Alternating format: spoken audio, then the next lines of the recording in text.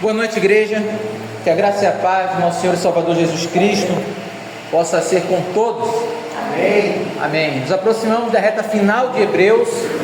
Estamos nas últimas aulas, aula 11, aula 12 e aula 13, e a gente encerra a carta de Hebreus. Tem muita coisa para se falar sobre Hebreus, como a gente já comentou. Dá para se deter muito tempo em algum canto. Os irmãos viram que o verso 1 de Hebreus foi uma aula inteira só do verso 1. Então dá para realmente a gente segurar e ficar bastante tempo.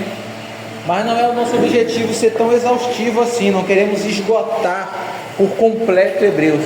Só queremos que os irmãos tenham uma noção do que fala Hebreus, até para depois os irmãos, quando estiverem lendo, conseguirem se localizar mais.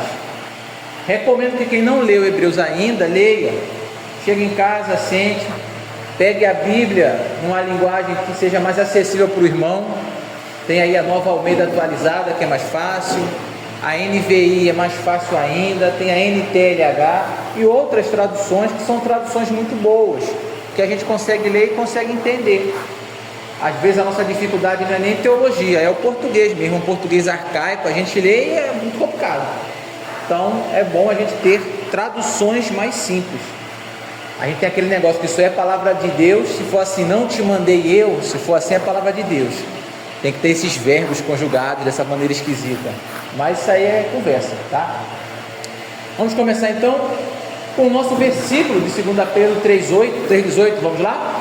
Antes, crescei na graça e no conhecimento de nosso Senhor e Salvador Jesus Cristo. A Ele seja a glória, assim agora como no dia da eternidade. Amém. 2 Pedro 3,18.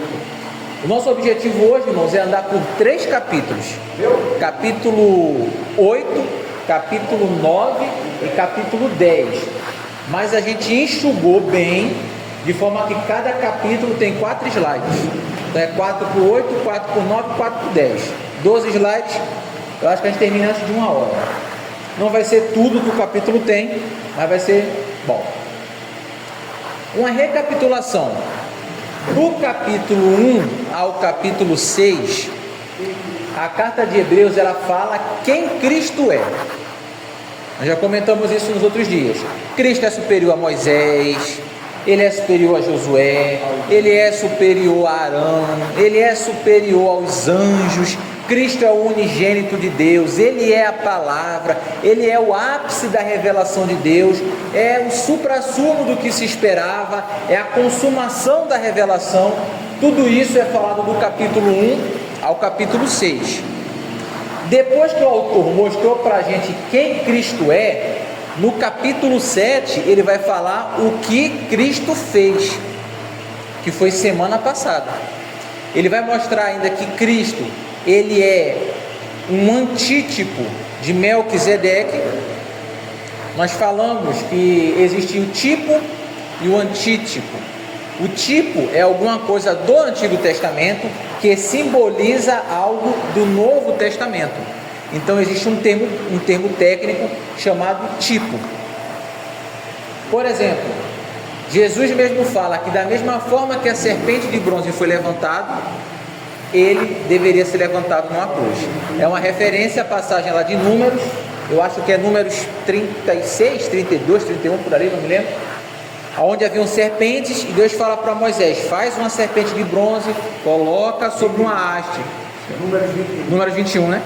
Viu? 2 mais 1, 3, quase para certo. Eu falei 30, 2 mais 1, 3. Faz uma serpente, coloca sobre uma haste. Quem olhar para cada serpente não vai morrer, vai viver. E Jesus fala: desse mesmo jeito eu preciso ser levantado, e aquele que olhar para mim não morrerá, mas terá vida eterna. Aquela serpente de bronze simbolizava Cristo. Então na teologia a gente fala que a serpente de bronze é um tipo de Cristo. Essa palavra tipo, ela vem do grego, tipo, no grego mesmo, tipo, que significa sombra, modelo, exemplo. Inclusive a gente vai ver essa palavra hoje no texto. Então aquela serpente, ela era uma sombra de Cristo, um modelo do que Cristo seria. Na teologia ela é um tipo de Cristo. E Cristo, ele é o antítipo da sombra. Demos também o exemplo de Jonas. Jesus fala assim: essa geração má e adúltera pede um sinal, e não vai receber nenhum sinal, senão o sinal do profeta Jonas. Aí fica todo mundo sem entender. O que aconteceu com Jonas? Jonas é engolido pelo grande peixe e passa 3 dias e 3 noites no fundo do mar, no ventre lá da baleia. E o que acontece com Jesus? Ele vai passar 3 dias e 3 noites no ventre da terra. Então Jonas é um tipo de Cristo. Jonas simbolizava Cristo. E a gente vê no capítulo 7 que Melquisedeque, que era rei e também era sacerdote, era um rei de paz e rei de justiça, ele simbolizava Cristo. E Melquisedeque, ele é um sacerdote superior a Arão, porque Abraão, o próprio Abraão, entregou o dízimo a Melquisedeque, e Melquisedeque abençoou Abraão. Se Melquisedeque abençoou Abraão, então ele é superior a Abraão. Se Melquisedeque é superior a Abraão, ele é superior aos filhos de Abraão. Se ele é superior aos filhos de Abraão, ele é superior a Isaac, a Jacó e a todas as tribos de Israel, inclusive a tribo de Levi, da onde vai nascer Moisés e Arão. Ou seja, o sacerdócio de Melquisedeque é um sacerdócio superior ao sacerdócio da tribo de Levi. Jesus, Salmos vai falar, ele é um sacerdote de acordo com a ordem de Melquisedeque. Ele não é um sacerdote da linhagem de Arão.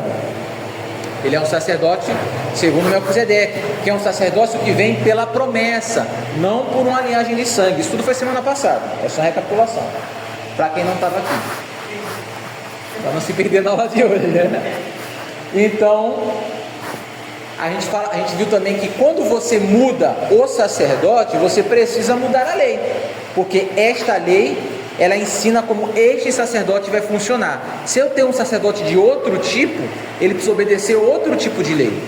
Demos o exemplo da polícia. A polícia militar de Pernambuco, ela obedece às leis do estado de Pernambuco. Se você pega um policial militar paraibano, ele vai obedecer às leis da Paraíba. Um policial militar do Rio de Janeiro, às leis fluminenses. Não é a mesma legislação, porque são polícias militares de locais diferentes. Se você é um sacerdote de um tipo diferente, você vai seguir uma outra lei. Jesus é um sacerdote de um outro tipo, por isso ele vai basear-se em uma nova lei. A antiga aliança, ela é anulada e nós vivemos agora numa nova aliança. Isso é capítulo 7. Hoje a gente vai falar do capítulo 8, 9 e 10. Ele vai recapitular um pouquinho o capítulo 7 e, a grosso modo, ele vai dizer o que é que muda. Eu peço que os irmãos abram a Bíblia em Hebreus 8, porque a gente vai ler alguns textos. São textos pequenos, tá? A gente não vai ler muito por causa do tempo, mas é bom que os irmãos tenham a Bíblia aberta aí em Hebreus. Leiam em casa, tá? O capítulo 8, o capítulo 9 e o capítulo 10, porque a gente não vai abordar tudo nos 3 capítulos por conta do tempo. Mas serve de consolo, ninguém nunca aborda tudo sobre alguma coisa, sempre. Então, revisão feita, sigamos. Hebreus 8. Está na ordem esse negócio?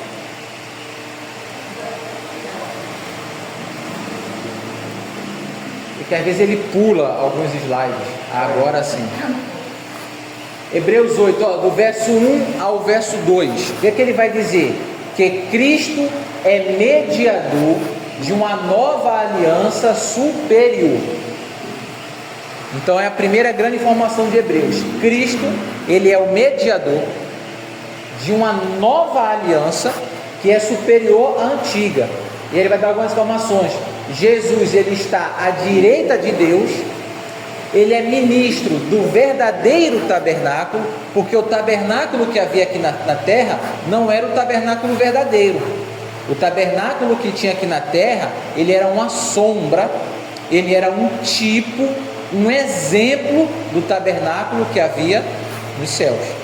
Não que no céu haja um tabernáculo de 4 paredes, não é isso, mas é que o tabernáculo aqui na terra, você tinha o Santo dos Santos, e Hebreus vai explicar bem isso. Você tinha o Santo dos Santos, em volta você tinha as cortinas, vários andares.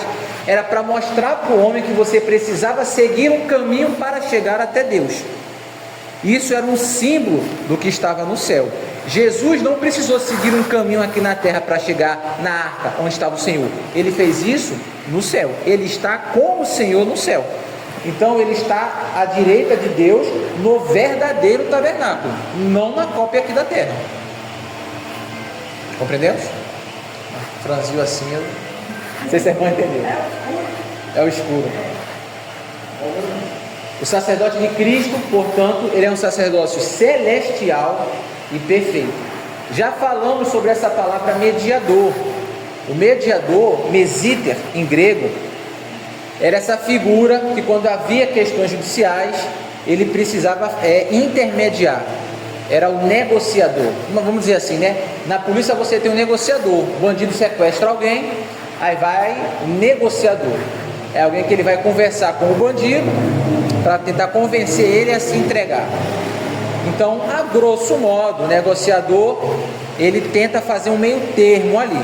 Só que no caso do negociador, o bandido está errado e a polícia está certa. No caso de uma demanda judicial, você tem dois lados e às vezes os dois lados têm um pouquinho de razão. Você tem que conciliar, achar um meio termo. Então o mediador era essa figura, que tem o lado A, tem o lado B. Eu entendo muito bem os argumentos do lado A, eu entendo muito bem os argumentos do lado B, eu vou ajudar vocês a se conciliarem. Quem é o mediador da nova aliança? Jesus. Porque Jesus, ele é homem.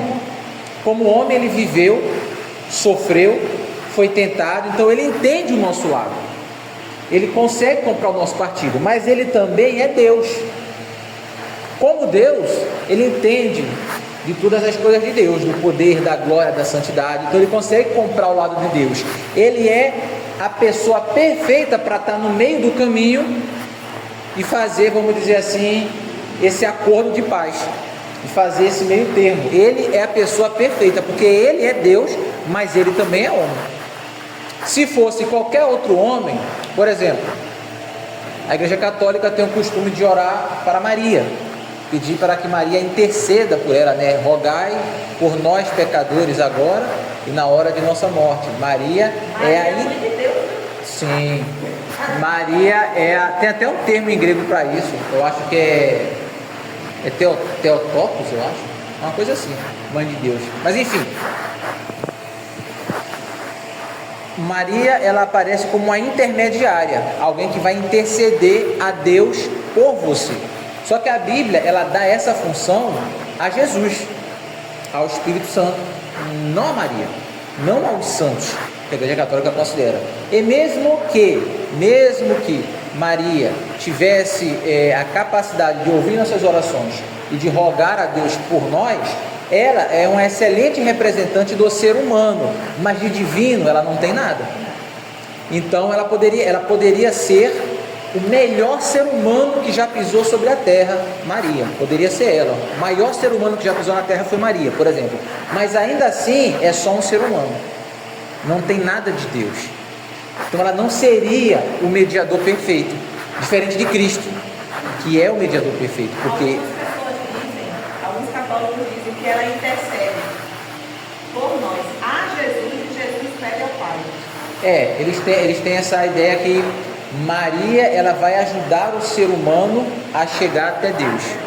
Com Maria nós chegamos em Jesus. Maria, ela até pouco tempo atrás havia o título de corredentora para ela. Inclusive, eles entendem que quando Jesus estava na cruz, sofrendo, Maria sentiu parte das dores que Jesus sentiu na cruz.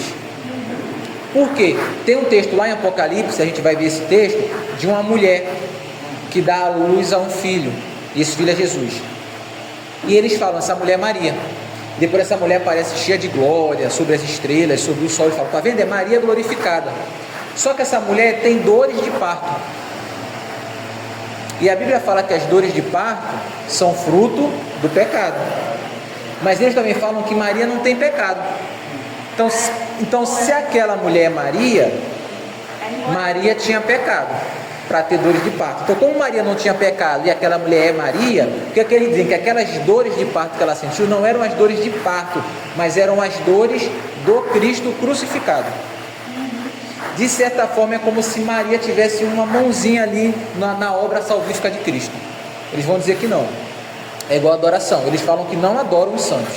Agora que a gente tem uma imaginação fértil, a gente tem que 2.000 anos, né? Quase 2.000 anos aí o pessoal escrevendo muita coisa. Por exemplo, eles falam que não se adoram os santos. Você adora a Deus. Os santos você venera. Eles têm um termo que eles chamam para dulia, que é veneração para os santos, e para Maria, hiperdulia, uma hiperveneração. Aí você pergunta, qual a diferença entre adorar e venerar? Aí eles vão rodar, eu não vou conseguir te explicar. Eu não adoro Maria, mas eu acendo uma vela para Maria, eu me ajoelho diante de Maria, eu peço para Maria. Então o que é que você faz para Deus, você não faz para Maria? Aí eles não vão saber dizer exatamente o que é. Vão ficar rodando e não chegam num consenso. Mas é a teologia católica, deixa eles para lá. Então vamos seguir. Só para dizer que a questão do mediador, né? Mesmo que Maria fosse essa mediadora, não seria uma mediadora perfeita. Hebreus 8, do 5 ao 6. O antigo sistema, ele era sombra. Olha ali, ó. Os sacerdotes servem de figura e sombra das coisas celestiais. O tabernáculo terreno era temporário. A antiga aliança era incompleta. Cristo trouxe uma aliança superior. Vamos ler o verso 5?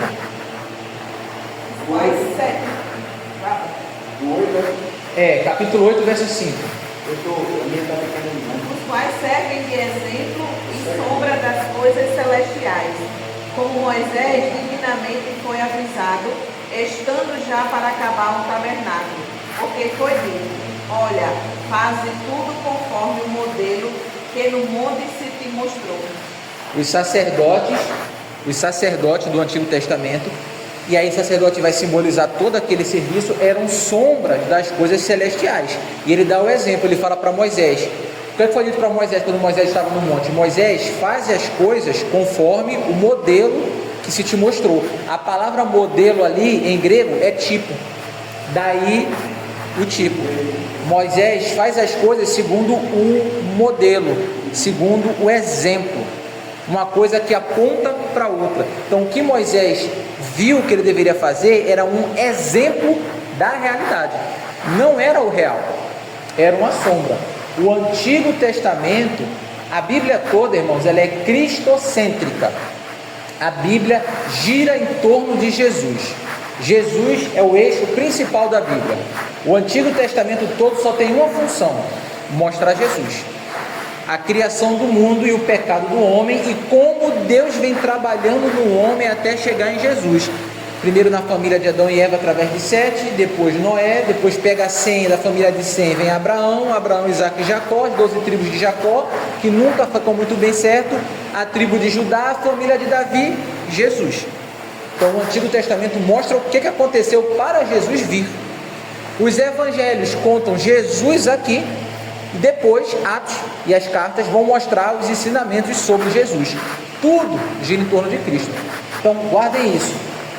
O Antigo Testamento, o sistema antigo, ele era uma sombra. Por isso a gente não pode viver replicando atos, símbolos e imagens veterotestamentárias, porque aquilo ali era a sombra do que viria. Hoje eu postei no meu WhatsApp a foto minha de Joelzinho, bati uma foto bonita com ele. Os irmãos nunca me viram postar uma ultrassonografia de Joelzinho. Eu tenho ultrassom dele. Por que eu não posto ultrassom dele? Porque já passou. Não tem graça olhar para ultrassom quando você já tem o bebê. Você até pode olhar assim, como um exemplo do passado. Olha como já foi. Oi, irmã?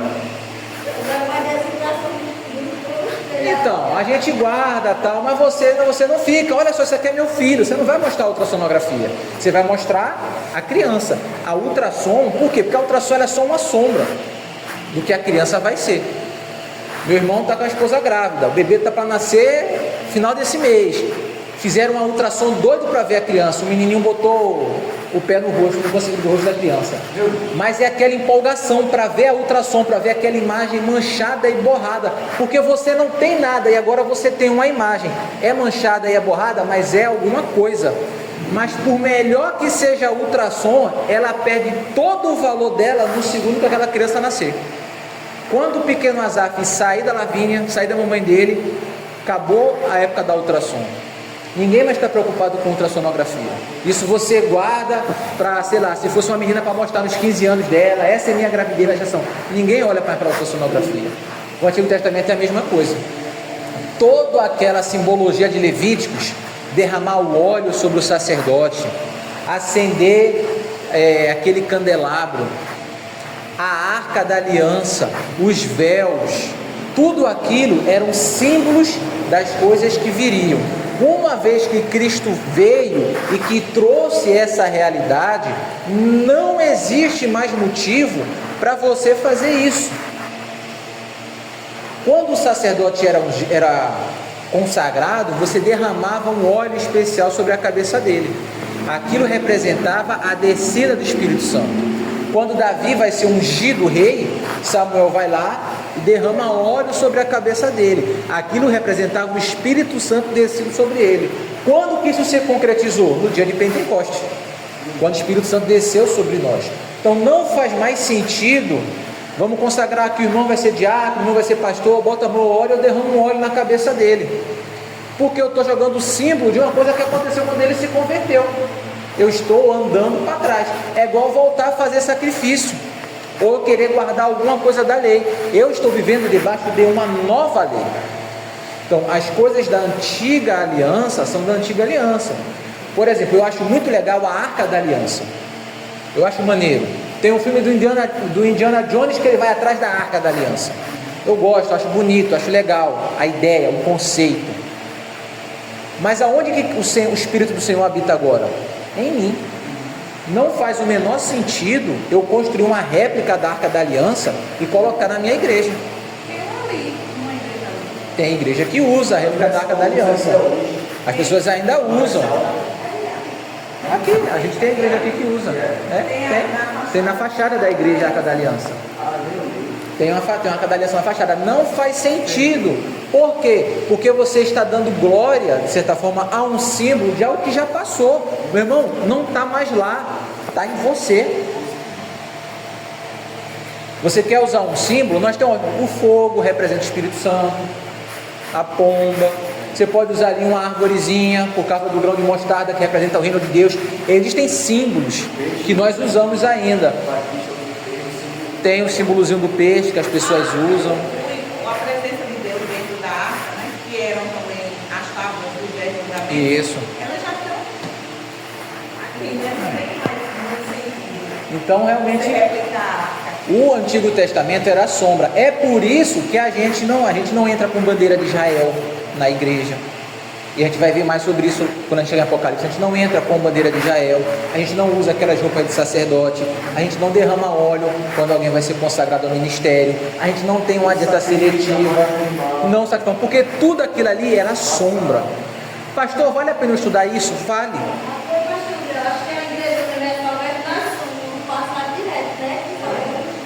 Eles fazem isso.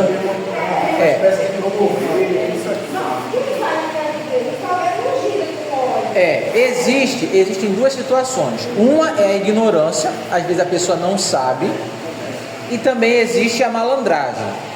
Tem muita gente que fala assim, porque o povo gosta de pegar nas coisas. O povo gosta de pegar. Quando você pega, você acredita. Então, se eu falar assim, minha irmã, vá que Deus é contigo, é uma coisa. Se eu falar, minha irmã, vá, mas a irmã está vendo este amuleto, esse amuleto eu orei por esse amuleto. Essa pedrinha daqui, meu irmão, é uma pedrinha que eu peguei lá do Rio Jordão, em Israel. Eu peguei essa pedra no Rio do Jordão, eu subi no Monte Sinai, nós fizemos 7 dias de vigília orando, essa é uma pedra consagrada. Coloque ela com você, que Deus está contigo. Aí a pessoa pega aquela pedra como objeto sagrado e ela tem uma fé maior, porque a fé dela está onde? Na pedrinha mágica, que eu peguei ali em Acaú, entendeu? Aí as pessoas, elas acreditam mais. E aí, quando o povo acredita mais, o povo dá mais dinheiro, né? Então, tem essas coisas. Mas não é o que a Bíblia ensina. Não é o que a Bíblia ensina. Você vender lenço ungido, você vender toalhinha, vassoura abençoada, você não vê nada disso na Bíblia. A vassoura é sem corpo. É caro, não é barato não, não é barato não, é caro. Então, o antigo sistema era uma sombra, passou. Hebreus 8, de 8 a 12, Deus prometeu algo novo, e aí vai ter uma citação de Isaías 31, que a gente já leu aqui umas 4 ou 5 vezes. Só o verso 7. Não, só o verso 7 do capítulo 8. É porque ali tá... de Hebreus. Hebreus 8, verso 7. É. Deixa eu ver aqui se eu consigo. 8, verso 7. Pois, se aquela primeira aliança tivesse sido sem defeito, nunca se teria buscado lugar para a segunda. Se a aliança antiga... É só isso? 7? Tem mais redação não? É o 7. Pois, se aquela primeira aliança tivesse sido sem defeito, nunca se teria buscado lugar para a segunda. Beleza. Se a primeira aliança não tivesse defeito, não tinha para que ter uma segunda. Por que é que você compra um carro novo? Porque o carro velho está dando problema. Então você quer um carro novo, porque o velho está ruim. Se a antiga aliança não tivesse defeito, se ela fosse perfeita, não tinha necessidade de ter uma nova aliança. Oi? Irrepreensível, porque ela não era perfeita, ela era uma aliança imperfeita. Vai estar isso no capítulo anterior. Ele fala que a antiga aliança era fraca e era inútil, porque ela só mexia no exterior. E aí, se os irmãos lerem depois o capítulo 8, vai ter a mesma citação de Jeremias 31, quando ele fala: eu faço com vocês, vou fazer com vocês uma nova aliança, eu vou botar minha lei dentro do coração de vocês. Ali, ó, lei no coração, relacionamento verdadeiro com Deus, perdão definitivo do pecado. Irmãos, isso não foi Jesus que inventou, isso estava em Jeremias. Se Deus fala que vai fazer uma nova aliança, se Ele vai fazer uma nova aliança, quer dizer que a outra aliança vai ser o quê? Uma velha aliança. Se eu vou fazer uma nova... Quando você vai para uma nova série na escola, você deixa a série antiga. A pessoa que vai para um novo casamento, ela deixou o casamento antigo. Se você vai para uma nova aliança, a aliança antiga passou. Por isso nós não vivemos debaixo da lei. A gente comentou semana passada, nós não guardamos os 10 mandamentos. Não terás outro Deus diante de mim, não farás para ti imagem de escultura, honra teu pai e tua mãe. Não, a gente não obedece isso. Por quê? Porque isso faz parte de uma antiga aliança que já passou. É uma lei que já caducou. Essa lei não vale mais para a gente. Ela foi cumprida. Nós vivemos debaixo da lei de Cristo. Só que na lei de Cristo, muitas coisas da lei anterior são mantidas. Então, eu honro meu pai e minha mãe, não é porque está escrito honrarás teu pai e tua mãe lá em Êxodo 20. Eu honro teu pai e tua mãe porque está escrito isso no Novo Testamento. Por que eu não mato, eu não cobiço, eu não adultero? Porque no Novo Testamento está escrito: ama o teu próximo como a ti mesmo. Então, se eu amo o meu próximo mesmo, eu não vou matar, eu não vou roubar, eu não vou adulterar. Amarás o Senhor teu Deus de todo o teu coração, De toda a tua alma. Exatamente. de toda a tua força, com todo Se eu amo Deus com todo o meu coração, com toda a minha alma, com toda a minha força e todo o meu entendimento, eu não vou ter outro Deus. Então a gente faz essas coisas não porque o Antigo Testamento fala, mas por causa do Novo. Comentamos semana passada que é um erro você falar, por exemplo, que a homossexualidade é pecado usando o texto de Levíticos. Está errado isso. Está errado.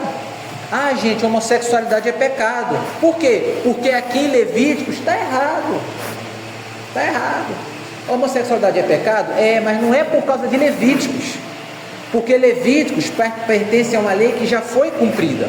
Se você cita o texto de Levíticos para dizer que é errado, quando o rapaz continuar lendo, ele vai falar: isso aqui é pecado, né? É, mas se eu continuar lendo, está falando que eu não posso comer carne de porco, que eu não posso cortar o cabelo.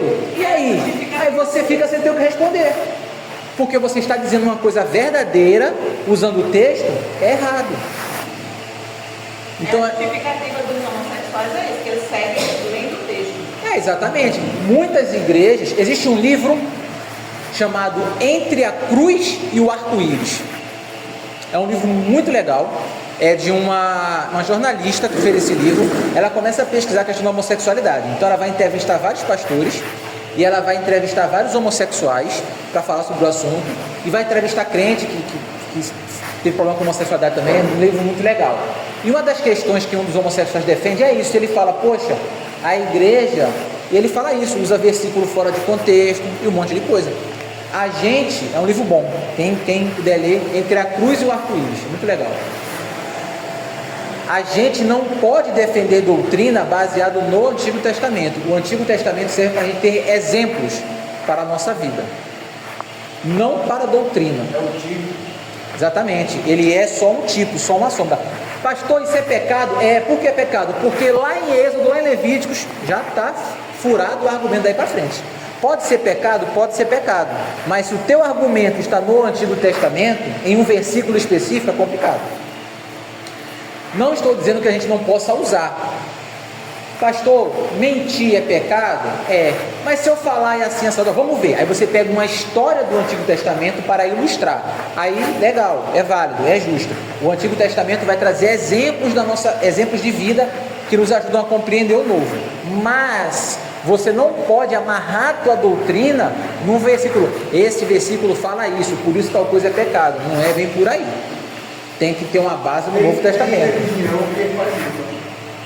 Assim, doutrinas que fazem isso, amarra e defende aquilo ali. Isso. E Nelson, porque os caras não fazem isso. A gente vê Isolam muitos versículos. A gente vê às vezes muita coisa assim na igreja evangélica, às vezes por falta de conhecimento. A pessoa fala, a Bíblia é a palavra de Deus. Eu abri aqui Levítico é a palavra de Deus, está aqui, não pode comer carne de porco. Eu vou comer? Claro que não, estou falando que é pecado. E aí? Fazer o que a pessoa? A pessoa tem que ter esse entendimento de Hebreus, tal. Às vezes é um pouco mais complicado, a pessoa às vezes não entende, não faz por mal, mas está igualmente errado. Ô meu irmão, obrigado. O pastor já tinha trazido o mais, bote aí que é bênção. A água sempre é bom.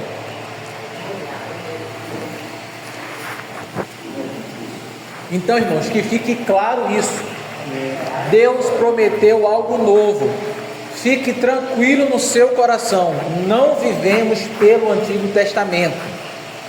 Ah, pastor, mas aqui está escrito, vivemos na nova aliança. Então não é o Antigo Testamento que diz como a gente vai ler o Novo Testamento. É Cristo, é o Novo Testamento que explica o Velho Testamento. Não é o contrário. Vivemos em uma nova aliança. A nova aliança, ela transforma de dentro para fora. Pulamos alguma coisa? Pulamos. Hebreus 8,13, a antiga aliança envelheceu. O que se torna antiquado está prestes a desaparecer. O sistema antigo cumpriu seu propósito e Cristo inaugurou algo definitivo. É o verso 13. Agora o acesso a Deus é por meio de Cristo. A antiga aliança, ela se tornou antiquada. Ela se tornou fraca, envelhecida, ela não serve mais. Não viu aí? Verso 13. Dizendo nova aliança, envelheceu a primeira. Se ele chama a verdade de nova, é porque a primeira é velha. Ora, o que foi tomado velho e se envelhece, perto está de acabar. O que ficou velho já está se acabando. A palavra aliança aí é a mesma palavra para testamento. Então, agora ele vai falar aliança, agora ele vai falar testamento, é a mesma palavra. Por isso que a Bíblia tem novo testamento. Jesus fala, é o sangue da minha aliança, é a mesma palavra em grego. Ora o tradutor traduz como aliança, ora como testamento, mas é a mesma palavra. Uma nova aliança, um novo testamento. Hebreus 9. O acesso a Deus, ele era limitado, está em Hebreus 9, de 1 a 10. O tabernáculo possuía divisões e regras. Você chegava lá, tinha vários panos, aquelas cortinas. Você entrava, tinha um primeiro pátio externo, onde você fazia algumas lavagens. Depois você entrava, tinha um segundo pátio. Depois você entrava e tinha o Santo dos Santos. Então tinham essas 3 entradas. Aí o pessoal fala, Jesus fala, eu sou o caminho, a verdade e a vida. Essas 3 entradas, uma se chamava caminho, a outra verdade, a outra era a vida. Eu vi um rapaz pregar isso, fui pesquisar essa informação, bati o mundo inteiro, não consegui confirmar isso. Porque ele fala, eu sou o caminho, a verdade e a vida. Ou seja, eu sou essas 3 entradas que levam ao Pai.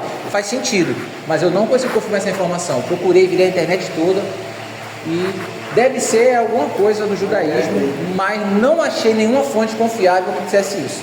Mas de fato havia essas 3 entradas, esses 3 caminhos, essas 3 barreiras.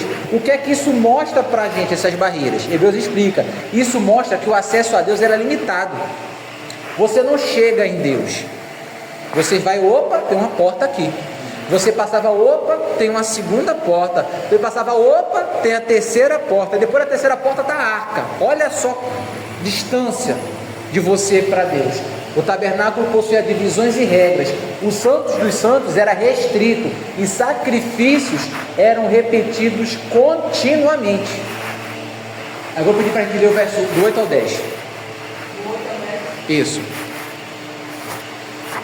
Dando-lhes a entender o Espírito Santo que ainda o caminho do santuário não estava descoberto enquanto se conservava em pé o primeiro tabernáculo, que é uma alegoria para o tempo presente, em que se oferecem dores e sacrifícios que, quanto à consciência, não podem aperfeiçoar aquele que faz o serviço, consistindo somente em comidas, bebidas e várias abluções e justificações da carne, impostas até ao tempo da correção. Ou seja, o primeiro tabernáculo estava de pé, mostrando que você não podia chegar a Deus. E aí você precisava ficar fazendo sacrifício, comendo comidas, tomando aqueles banhos sacrificiais, mas nada disso resolvia o problema do homem. A ablução é, acho que você derrama água em cima da pessoa. Na antiga aliança havia essa purificação do sacerdote. Isso. Aquela preparação até chegar ao... Havia toda uma preparação, você tinha que tomar um banho, o sacerdote, antes de entrar no Santos dos Santos, uma vez no ano ele tinha que tomar um banho, tinha que colocar uma roupa. O meu irmão até brinca, que ele fala que é pecado o pastor usar terno. Porque quando você lê sobre a roupa do sacerdote, fala que a roupa dele tinha que ser uma roupa folgada para que ele não ficasse suado.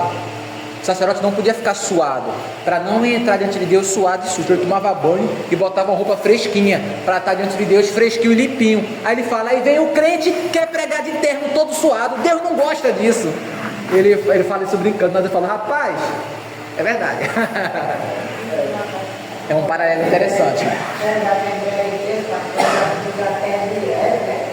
O terno, não tem problema no terno não. Só que a gente pegou esse costume de terno porque a gente foi evangelizado pelos norte-americanos.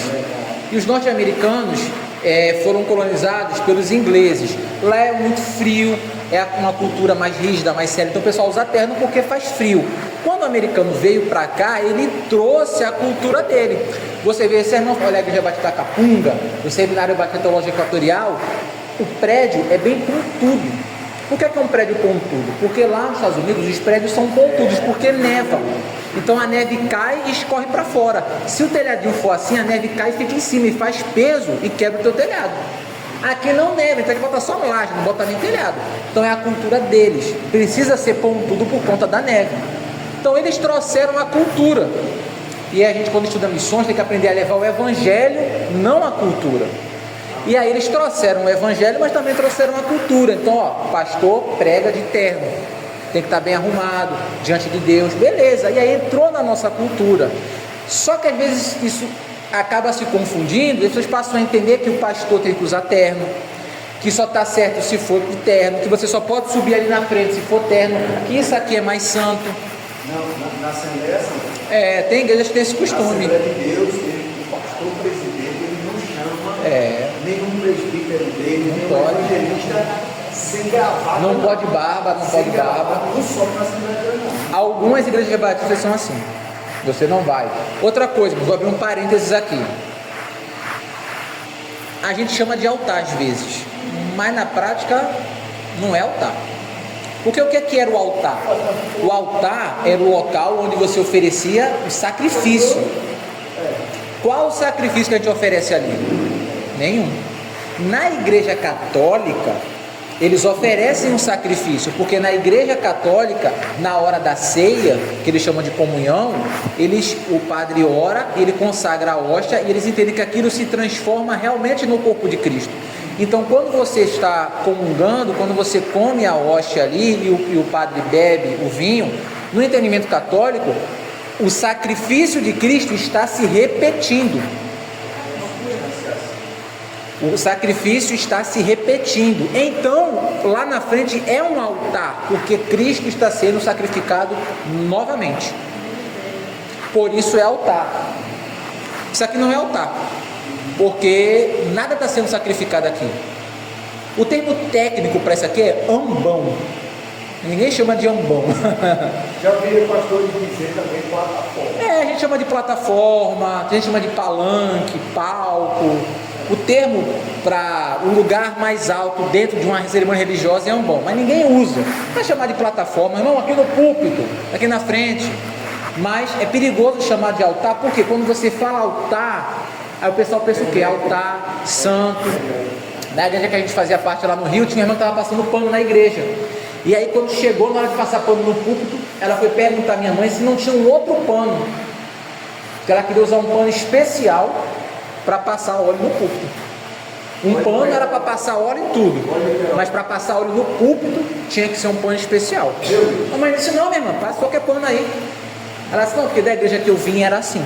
Então há esse entendimento que aquilo ali é mais santo, que aquela cadeira ali é uma cadeira mais santa. Nada disso, irmão. Então tem igrejas que a gente vai ver isso daí. Aí a questão da roupa, né? A roupa vira um uso e costume que vira quase teológico. E é complicado, você vê às vezes a gente evangelizando, domingo, 3 da tarde, de terno e gravata. É complicado. É complicado. Como que você vai evangelizar na praia de terno e de gravata? Você fica completamente fora de contexto. Então a gente tem que diferenciar o que é teologia, o que é Bíblia, do que é uso e costume. Então o acesso de Deus, o acesso a Deus, ele era limitado. O sistema antigo mostrava que o acesso pleno a Deus não estava aberto. Então aquele tabernáculo estava lá para te lembrar: ó, você não pode chegar em Deus. É perigoso chegar em Deus, você não consegue chegar a Deus, está limitado o acesso. Esse era o objetivo.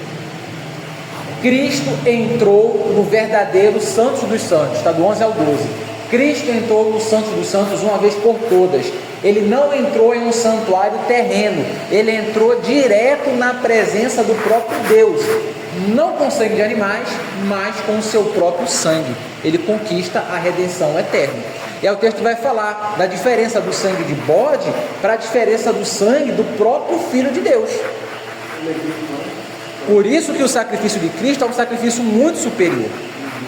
O sacrifício dos bodes, das ovelhas, dos cordeiros, ele não tirava o pecado. Ele não tirava o pecado.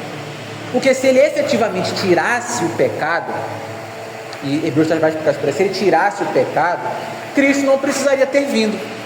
Porque se aquilo resolvesse, Jesus não vinha, aquilo resolvia. Ele vai matando aí a ovelha e resolve. Por que aquilo resolvia? Porque aquilo ali era algo temporário. É como se fosse um empréstimo. Eu tenho uma conta bancária com muito dinheiro, milhões na minha conta.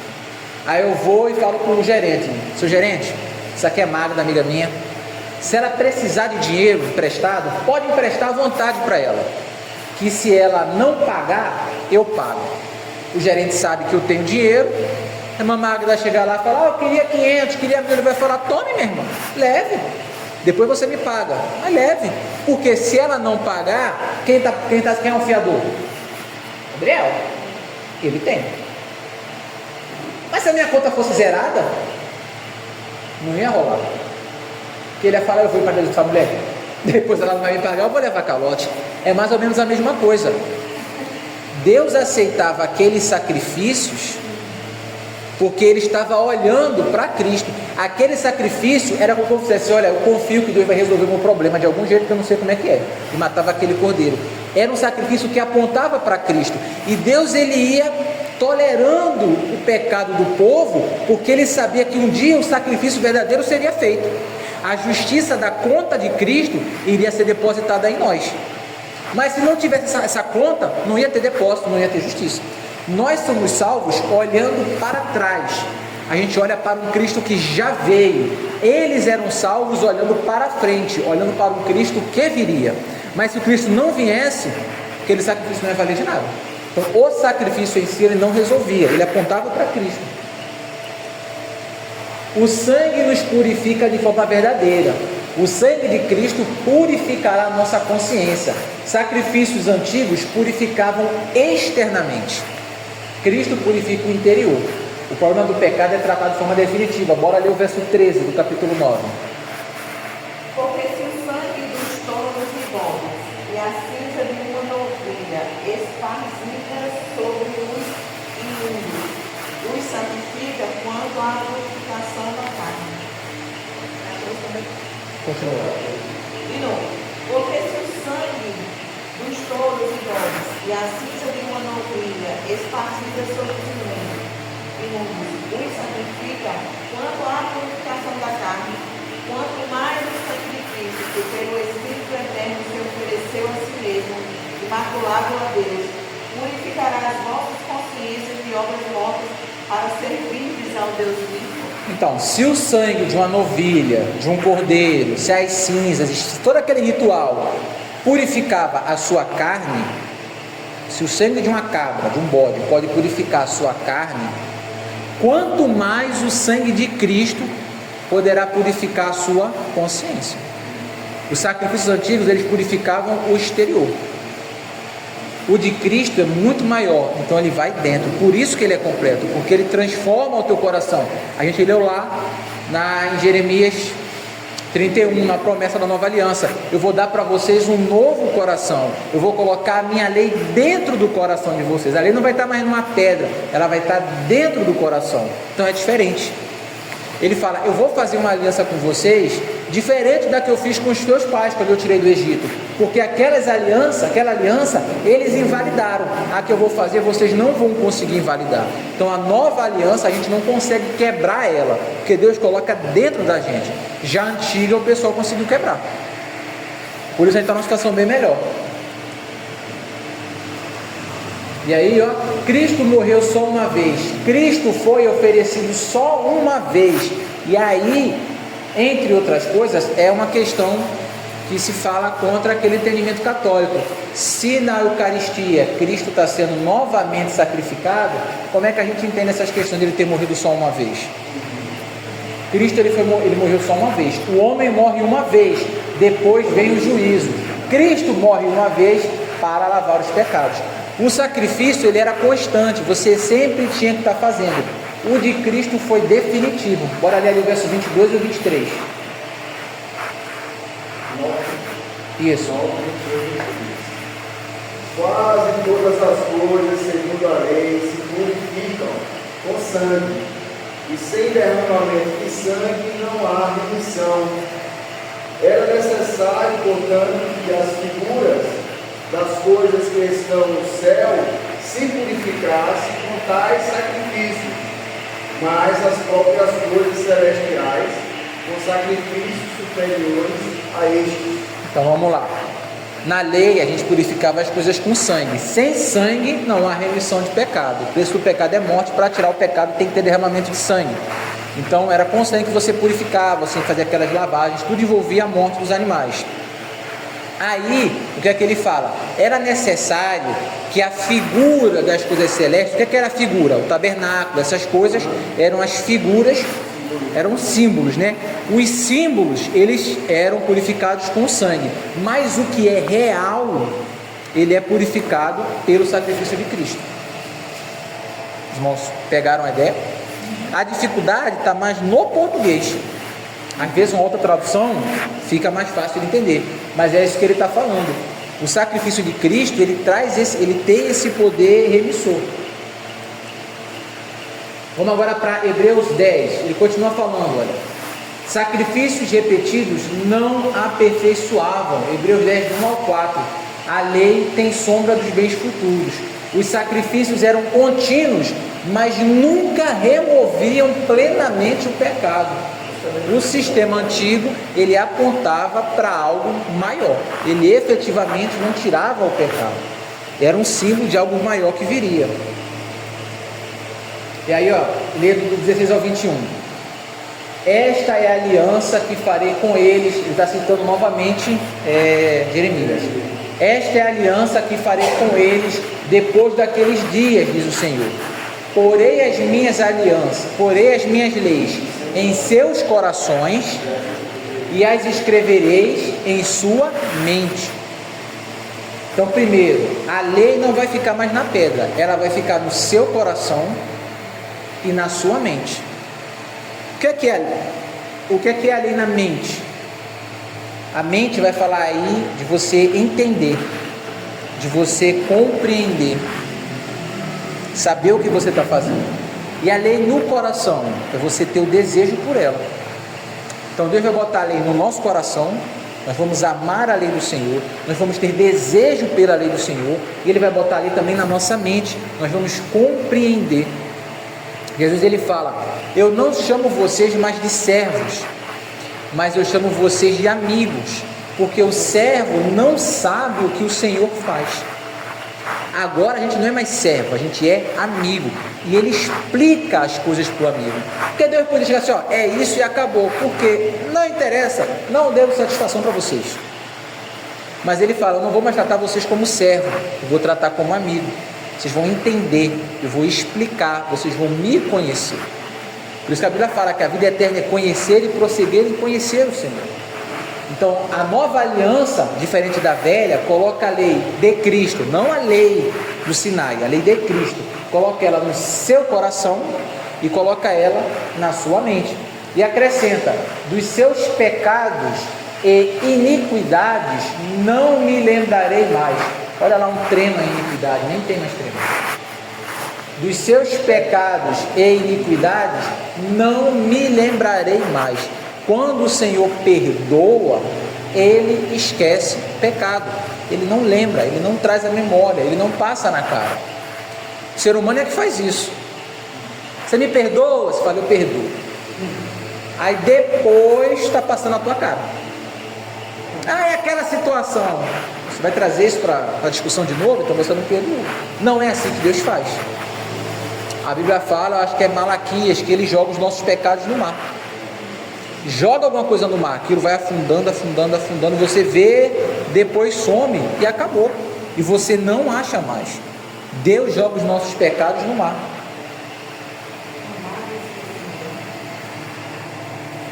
Foi bom a irmã citar isso, porque eu acho que esse esquecimento não está no texto. Não sei.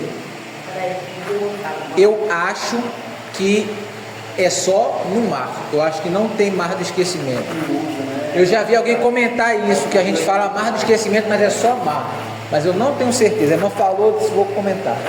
Como é que a gente escuta tanto, né? A gente sempre escuta mar do esquecimento, mar do esquecimento, mar do esquecimento, que acaba...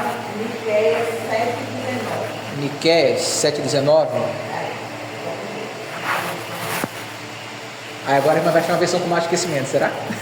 De repente? Vai deixar de dizer, né? Não, vamos ver não. Se tiver, eu falo, irmão, pelo menos tem uma versão que tem. Pode não estar no hebraico, mas na versão em português está. Então, enquanto a irmã procura, a gente vai seguir lendo ali o versículo. Esta é a aliança que farei com eles depois daqueles dias, diz o Senhor. Porei as minhas leis em seus corações e as escreverei em suas mentes. E acrescenta: dos seus pecados e iniquidades não me lembrarei mais.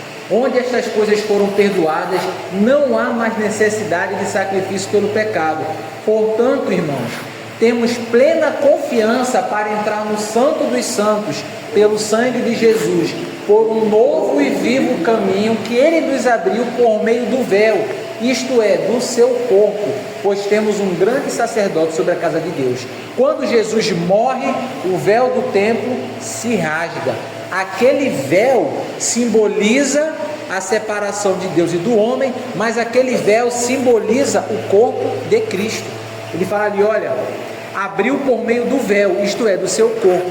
Quando o corpo de Cristo foi rasgado na cruz, o véu também é rasgado de cima a baixo. Achou, irmão? E é nesse momento que ele fala que através desse rasgar é o acesso às nossas petições. É o acesso que nós temos diante a Deus. E aí a gente já comentou uma vez que isso não está na Bíblia, está no livro do Flávio José, que é um historiador.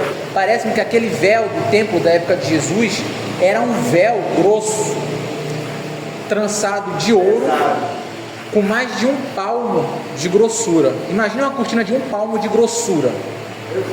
Era uma parede aquele véu de ouro.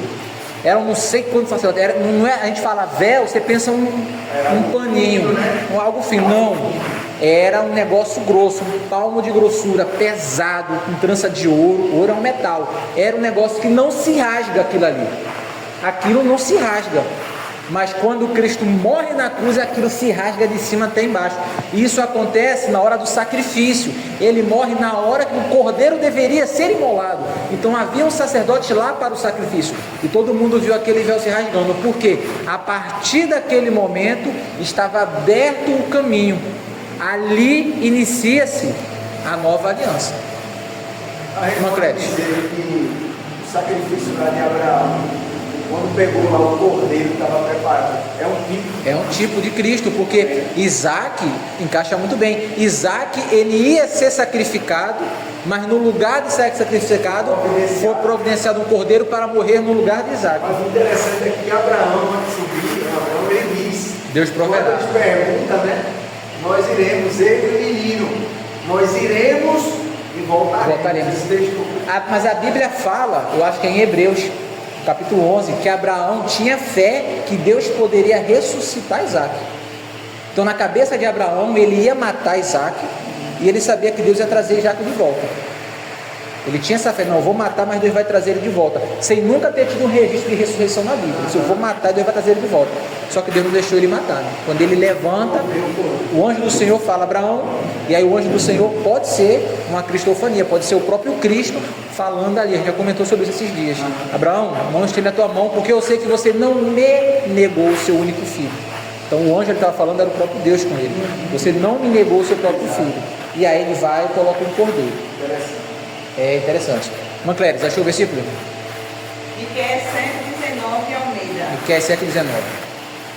Tornará a piedade de nós, sujeitará as nossas iniquidades, e lançarás todos os nossos pecados nas profundezas do mar. Profundezas do mar, né? NVI. De novo terás compaixão de nós, pisarás as nossas maldades, e lançarás todos os nossos pecados nas profundezas do mar. Do mar, não tem do esquecimento.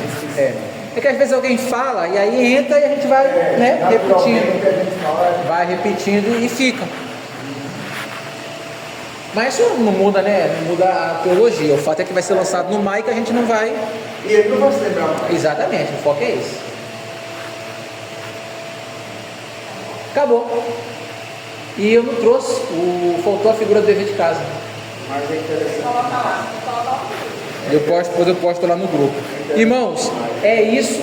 Esse foi Hebreus 8, 9 e 10. Tem muita coisa além disso. Os irmãos podem ler esses capítulos em casa, mas a gente quis ir assim um pouquinho mais rápido para a gente poder ganhar tempo. Semana que vem, se o Senhor assim o permitir, nós vamos comentar Hebreus 11 e 12, que vai falar sobre a fé, 11 e 12, depois Hebreus 13 e a gente termina. Pastor, diga.